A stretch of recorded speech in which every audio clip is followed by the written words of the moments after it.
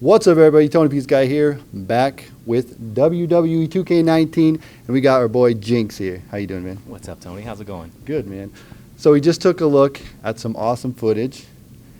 Daniel Bryan 2K Showcase. It's back. What's your first thoughts when you got the green light that Daniel Bryan 2K Showcase is coming back? We were relieved, man. I mean, this is something that we pretty much had concepted out last year for 2K18, but the uncertainty of where he was at with the WWE and his career, we're just like, we couldn't pull the trigger on it. But with 2K19, we were like, you know what?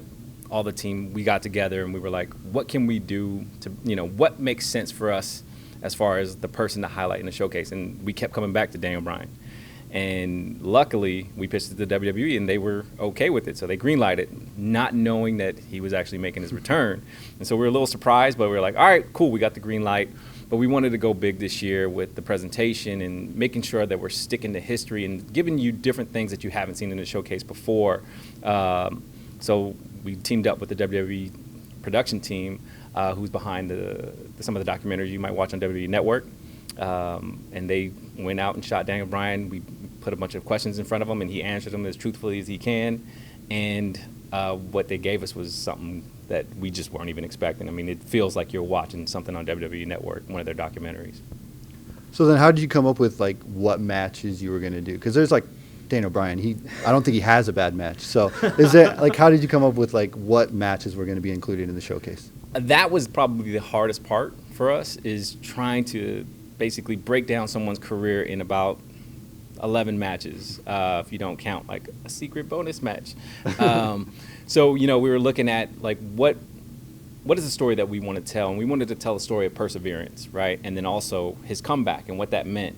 And so we started off with him versus John Cena at Velocity back in 2003, and then we hit on other areas of his career where we felt like we can really portray like some of the struggles he went through and basically trying to find his identity, and then how the people in power kept holding him back, and and then telling that story of him actually attaining his dreams and getting the news that he had to retire, and then also now his comeback. So there's a lot of things within that time period, but with the help of the video package, he in his own voice was able to tell that story and fill in those gaps for us. So we didn't really have to focus on, hey, maybe that one match that, people really liked, but you're like, you know what?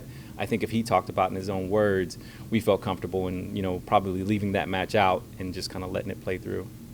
So like the past showcases, we can assume that there's going to be like unlockables, arenas, attires, stuff like that in this game? Oh, yeah. With the bread and butter's still there. And, at the end of the day, this is still a game. So it's not a documentary, even though there's like 15 different videos. I think it runs about 25 minutes total if you watch it all the way through. But, unlockables, different versions of Daniel Bryan. There's over 10 different versions of Daniel Bryan and Bryan Danielson. So, like, championships and arenas and all that stuff's there. So the biggest question I got to ask is the NXT version of Daniel Bryan, where he had to go in the crowd and sell magazines, is that going to be like objectives in the game? Because I would love that, like going out there cutting promos, trying to carry a keg around the ring, that kind of stuff. That's what I would like for my showcase. No, again, it's going back to what I talked about. It's like right. letting him fill in those gaps. So like in the documentary part, he talks about all that stuff, right? And so we try to focus more on, what our bread and butter is making sure that using our existing gameplay and our existing mechanics and telling that story, that would be cool to like carry a keg and do that whole like zip line thing he had to do, right? But we hit on all those things, and like I said, hearing him talk about it, to me, like it feels like nothing you've ever seen in one of our games. So then I'll ask you, what would be your favorite Daniel Bryan moment that either like you created in the game or just like of all time that you were like either there or you saw on TV? So I would say like the thing I remember the most is just WrestleMania 30. And seeing what he had to go through and like the way they set it up with him versus Triple H, and then him coming to the ring with the bandages on, and then having to beat Triple H in order to get into that triple threat with Randy Orton and Batista, and then just how that match plays out. That's obviously in the game. Like that's a big moment. That's probably one of the biggest moments in his career. But playing that match and like just seeing it and actually getting to live it as a user, like that match is hard, right? Because it's like first you have to go through Triple H, and then that's its own thing.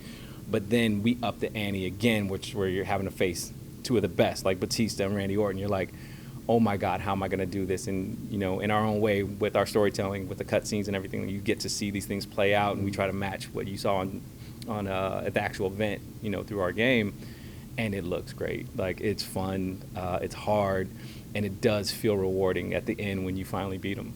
Cool. Look forward to playing it, man. Oh, thanks, Tony. Thank you.